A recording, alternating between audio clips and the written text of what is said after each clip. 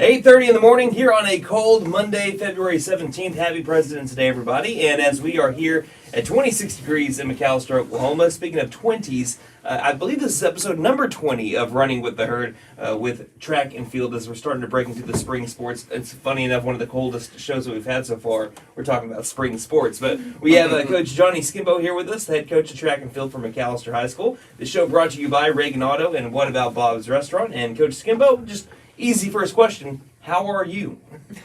Oh, man. Other than this being cold and kind of a sore throat, I'm pretty good. Okay, so let's get right to it. The first meet at Holland Hall is just a little under 2 weeks away. But tell us about how you feel about the upcoming season. Oh, feeling really good. We got a lot of people coming back, a lot of new people out. Right now, the first 2 meets, we won't be totally full strength, full tilt, because we have a lot in wrestling and a lot in basketball right now, and some still doing cheer and palm. So we won't be really full strength till after spring break. So for your athletes that are currently in track and field, you mentioned having to kind of get up to speed in the winter weather months. What kind of difficulties does that issue you as a head coach? Well, designing on what we can get done in our limited space. We have our indoor, which is great, but you can't really totally get up to top speed in there. Mm-hmm. And then it really affects the field events. Like Liam was talking about not getting to vault last week. We did get to do lots of indoor drills, but it's not the same as being up on the pole and stuff. Gotcha. So from the time that your athletes do check in for the first time in track and field, what's the process like determining who's going to be doing what event? Well, track's pretty easy. You're either fast or you're not, And so, and you can either jump high or you can't jump high, jump far or you can't jump far. So we kind of test them out. We're training, recording times, at least 2-3 days a week, recording verticals on the jump mat, and we kind of go from there. And then just some people are more knack for field events, and some are better for the individual running or relays. Just depends on the hand-eye coordination with the baton and things like that. So when you have some key athletes that are still in other sports, as you were mentioning, how difficult is it to get them up to speed coming from wrestling or palm or cheer or basketball straight into the middle of the season a lot of times? Yeah, it is straight into the middle of the season. The hardest part is they want to go out there and push themselves right away, and you really can't do that because, yes, they're in shape, but running full speed it's just different. It's one of the hardest things on your central nervous system, and if you're not used to it, you could pull something. So we have to kind of ease them into it, 1 or 2 events starting out before they do a lot more events, unless it's a field event, because there's limited running there in all the field events. So usually they can do more field events first, and then the running part, we kind of ease them into it. So say that you have like a really talented freshman that is playing in another sport right now. How do you kind of get them up to speed in the middle of it, not knowing that they hadn't done an event for you before in high school sports? Well, one thing I ask them, like, what would you like to try? Yeah. That's normally the first thing, and then we kind of try it, and if they're good, we stick with it. If we're like, hey, you might want to try this instead. But just kind of watching their form during our form running. We do a lot of jumping in practice, and just from observation, like, hey, this kid can really jump high. Let's try it, It's either you're really fast or you're really not. Well, you're not, yeah. The only one that I would say the event that's probably not that is, I'd say maybe pole vault, because you have to have more upper body, so that's kind of like throwing. So we look for pound strength. Here, Liam vaults, Melissa vaults. We kind of watched her last year and said, hey, why don't you try vaulting? And plus, she tumbles and stuff. So that's another thing we look for, especially in high jump and pole vault, people that have tumbled. My hurdlers, I look for cheerleaders and palm people to do hurdling because they kind of naturally do kicks and stuff. Right. So for those that might want to learn more about the sport, again, I know it's, like I said, you either run fast or you don't, you either jump high or you don't, but what is something about track and field that maybe the average fan doesn't know? Oh, gosh, there's a ton of events. There's events for super fast people. There's events for people that are big and strong, people that can jump high. There's events for people that can just run forever, and now the NCAA changed that there's 42 scholarships available if the college pays for it. Oh, wow. Before, there was only 13. Oh, wow. And that was total for indoor track and outdoor track, and some schools that included cross country. So, yes, lots of opportunities to go, but not many opportunities to get the money. Right. Well, You know. another thing that's pretty interesting is that track and field will really help you out in other sports as well. Even though there's the 42, 43 scholarships that you mentioned for track and field, there also helps you.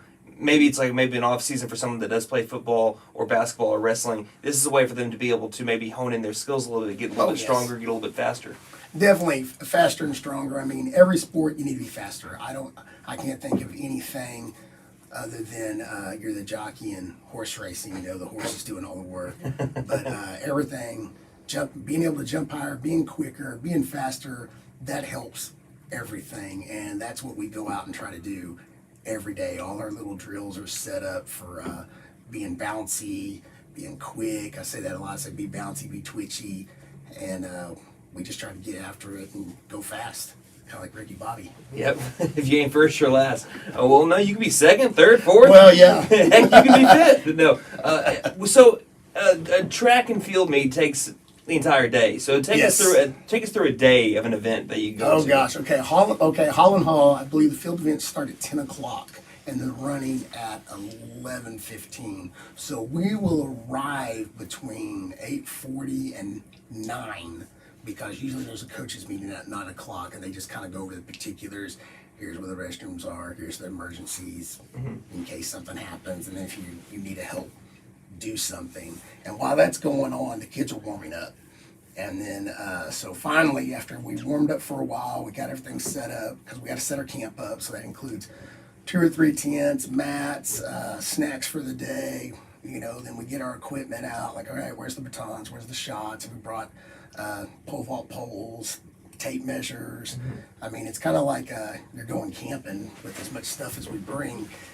And then it's, they start half the field events start with girl events, half the events start with boy events, and then they go and they flip-flop. And hopefully they're close to being finished by the time running starts. And then, you know, you're off, you know, with the sprint relay first and then the 3,200 relay after that. And then it's just about every 15 minutes a new race ticks off. I gotcha. So for McAlester fans wanting to keep up with your team and how they do at each one of these meets, how can they keep up with you guys? Okay, we have a Facebook Booster Club page, and it's actually just called Booster Club. And it'll have, I believe the cover photo says left turns only.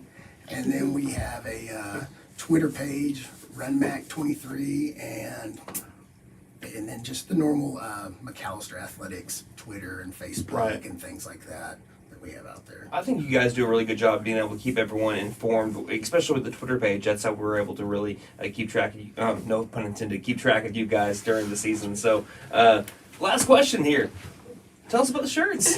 Was this coordinated? No, it most wasn't. part. But I was going to tell him, it's like, hey, make sure you wear something that says McAlester on it. And then we, 3 of us with it. We got our state qualifier shirts from last year. That's cool. And has everybody that qualified on the back. Now, Melissa almost qualified.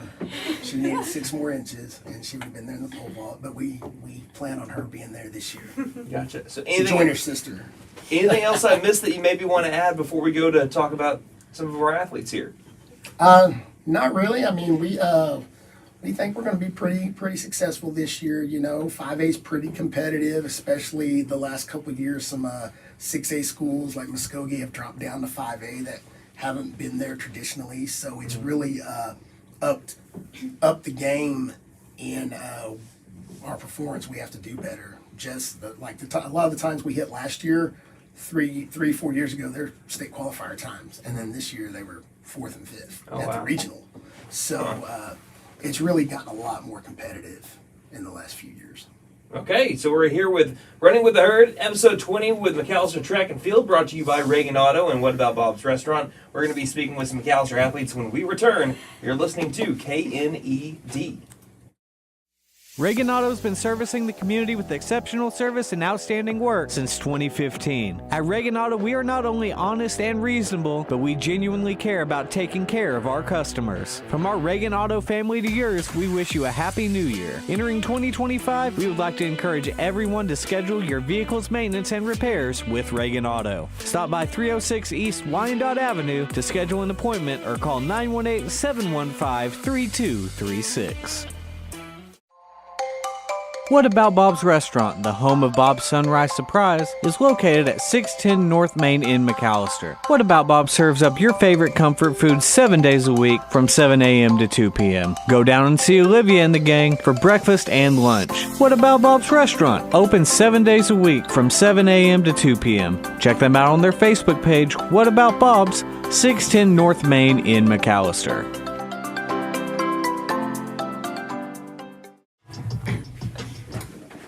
8:41 in the morning here on KNED, Monday, February 17th, President's Day here, 28 degrees. We've gone up 2 degrees here since we started the show. Again, this is Running with the Herd, a weekly McAlester Athletics coaches show. Today we're talking about track and field, brought to you by Reagan Auto and What About Bob's Restaurant. We now have some of our athletes with us from track and field today. We have, again, Liam McMahon. I want to say McMahon so badly. And we also have Valeria and Melissa Elizondo, right? Yes. Okay, got it right. Yes, sweet. Okay, not great with names unless I have a roster in front of me, so that's just new for me. But anyway, we'll start off with an icebreaker, because I'm assuming it's probably your first time on the radio.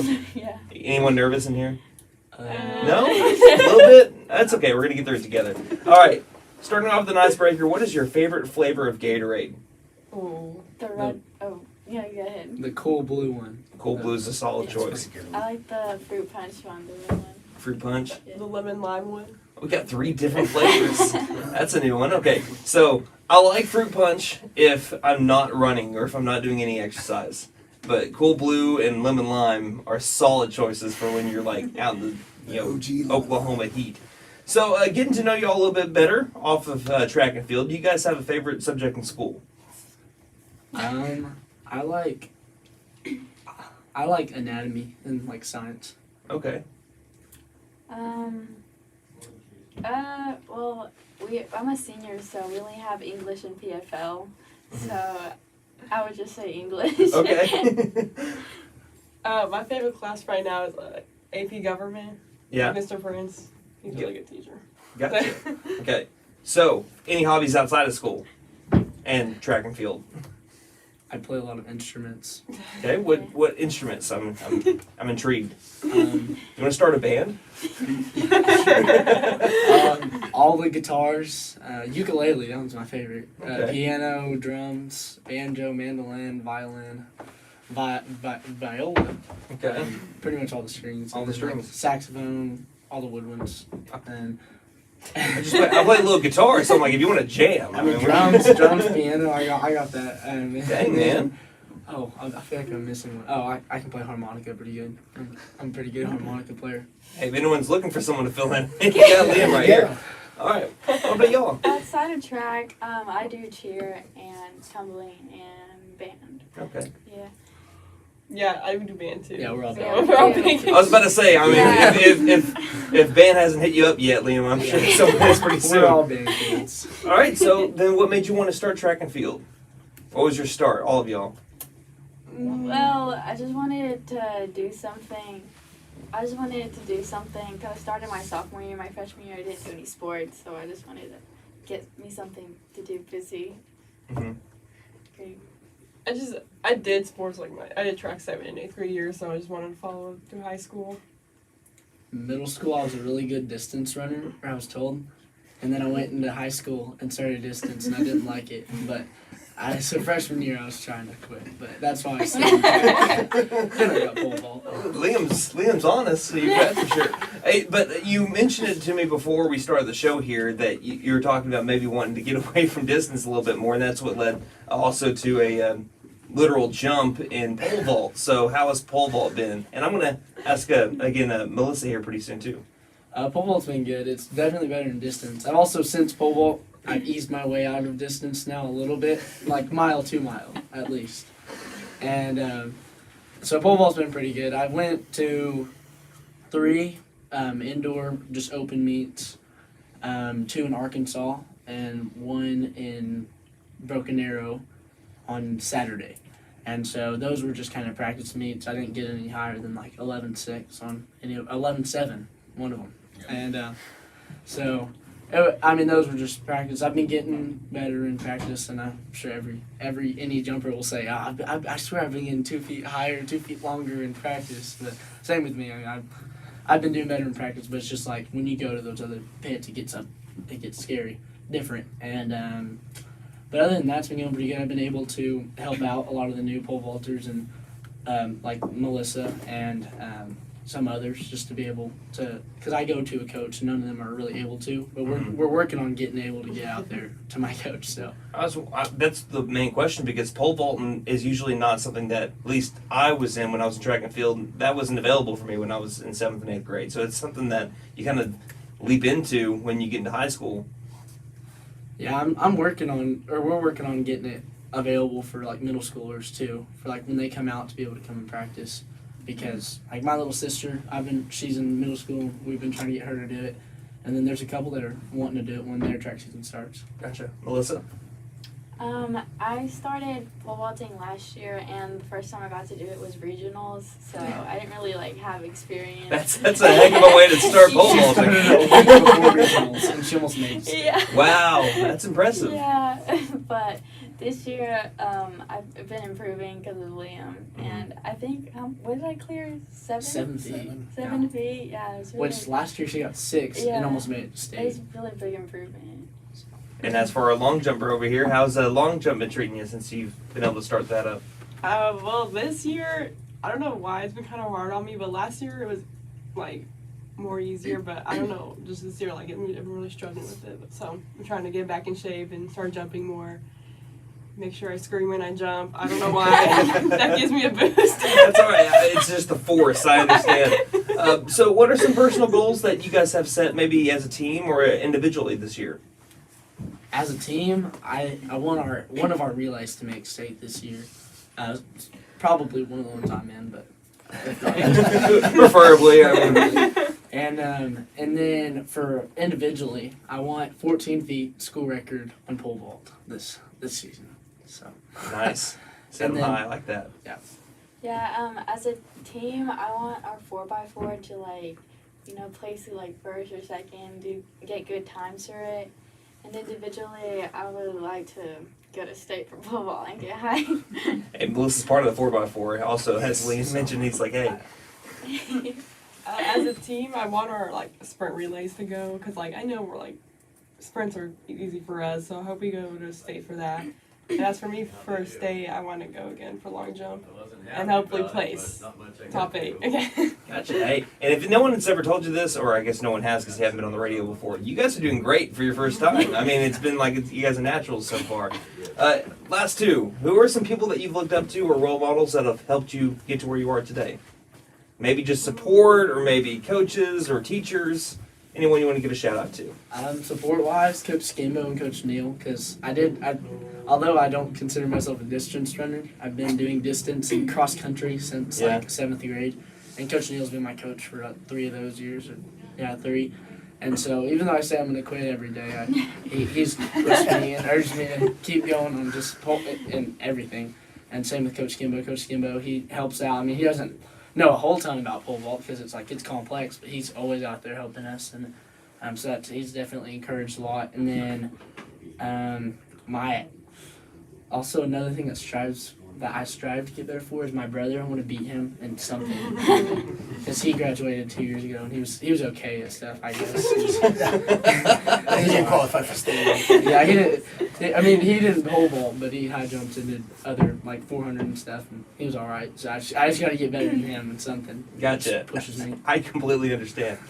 Honestly, I would look up to Liam for pole vaulting because he's helped me get better at it so much, and I feel like I wouldn't improve without him. I do want to give a shout out to all the coaches, because I think all the coaches are I do Coach Williams, Coach Neal, Coach Keith, and Coach Skimbo. They all really support me and they want me to get better. And I was gonna say, like, the boy long jumpers, like, I really do look up to them because they, like, jump far, which they should more than me. But, like, I just, like just want to get out there and be like them. So, yeah, they help me improve. Well, I can tell you one thing, Melissa, you just gave him an ego boost that he's never going to get off of. No, last question here. It's always a fun one here. Would you, now, especially when it comes to track and field, would you rather have hands for feet or feet for hands?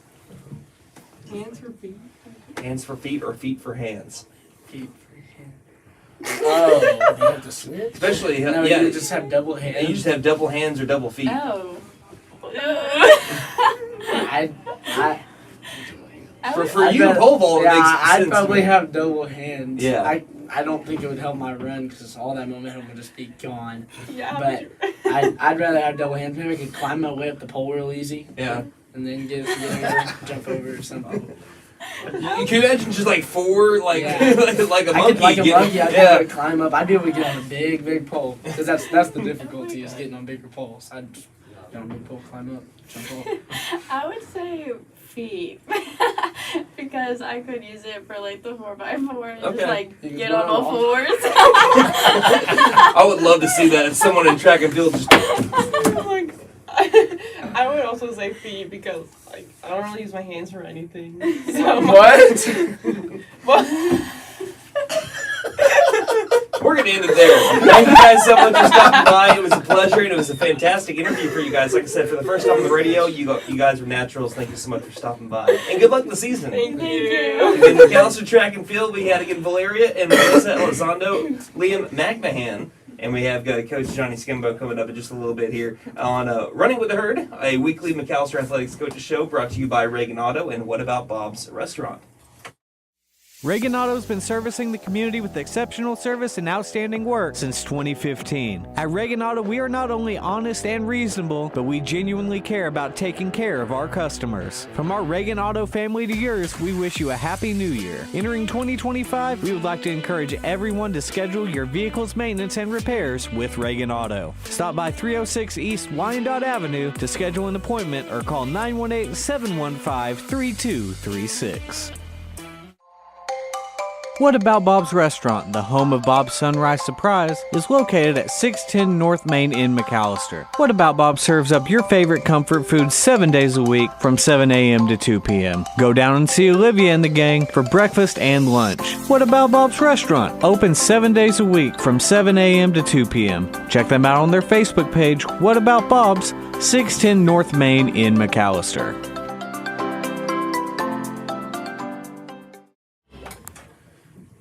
Final segment here on our episode 20 of Running with the Herd, Track and Field Edition, brought to you by Reagan Auto and What About Bob's Restaurant. We have head coach of McAlester Track and Field, Johnny Skimbo, with us today. As he already spoke about the upcoming season, we got to speak with some of his athletes as well, which was a fantastic interview. We encourage you guys to go back over to McAlester Radio's YouTube channel to be able to check that out. But as Coach Skimbo's laughing, yeah, that's on the internet forever. I just hope you know. It was great. You guys were awesome. But now it's Coach Skimbo's turn to answer some fun questions here. So, Coach, what was your start in track and field, and what made you want to become a coach in general? We also know that you help out with football, too.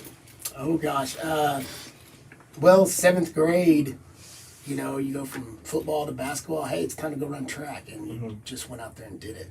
And I just think I ran track to get faster for football, and then as a coach, coaching football, it helps me get our athletes faster for football and everything, And I've kind of gotten more intrigued again with speed and jumping, and before I researched it all the time, then I kind of stopped. And in the last 3-4 years, I've really been back into the strength conditioning and the physical improvement, studying a lot of stuff, and so, that's, I guess you say that's how I got into it. Okay. Now, what made you want to become a coach, really? Okay. Your whole coaching career, how did that start? Well, I have tons of family members that are coaches. My aunt's a basketball coach. In fact, she used to coach basketball here, won state 92. My Uncle William was a coach. My Uncle Lawrence, my Aunt Valerie's coaches. I have a cousin, Monica's a coach. I have 2 more. The Memorial volleyball coach, that's my cousin. And then her sister, I think, coaches tennis. And then her brother used to coach baseball for a while. It is in the blood. It's in the blood. And then if they didn't coach, they were teachers. My dad taught at Eastern, taught auto mechanics for over 20 years back in the day, and just being around it my whole life, around education and sports in general. Gotcha. So we just came off of Valentine's Day. It's President's Day today, so that leads me to the question, what is your favorite holiday?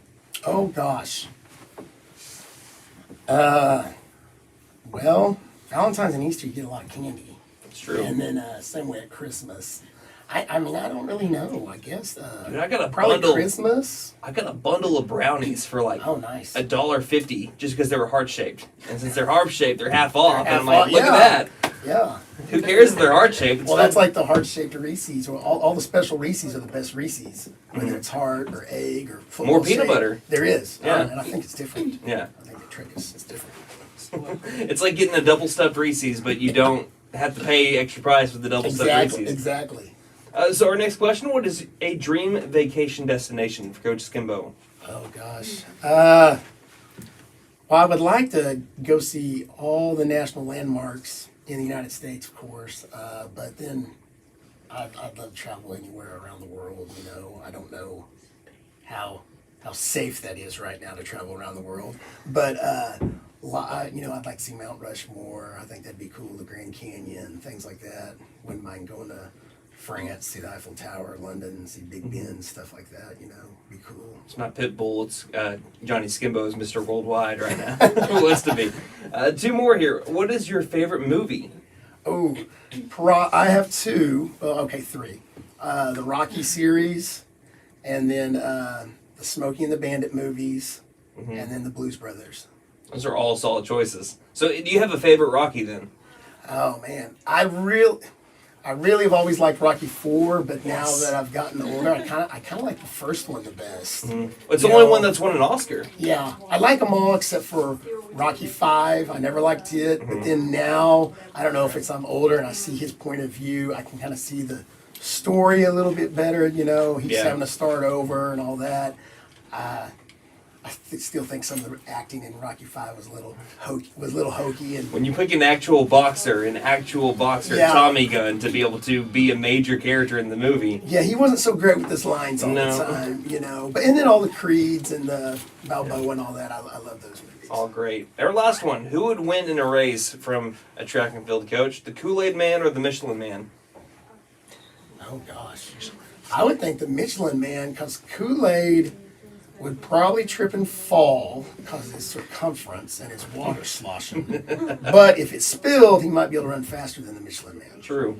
Maybe, I don't know. Maybe some wind at his back or something there. Yeah. Coach, anything else you'd like to add before we wrap it up here? March 27th is going to be our middle school meet here, and March 28th will be our high school meet here. That'll be the first time to show off in front of all the home fans and everything. So encourage everybody to come out, watch. Yeah. Okay, so that is it for McAlester Track and Field edition of Running with the Herd here. That was episode 20. Coach Skimbo, thank you so much for stopping by, and thank you for bringing by the athletes. It was a fantastic time here today, and we can't wait to have you back in, hopefully sometime soon later this All spring. right. So again, that was Running with the Herd, episode 20, brought to you by Reagan Auto and What About Bob's Restaurant. We are going to, again, send you back to our regularly scheduled programming here on KNED. Looks like the top of the hour news is next.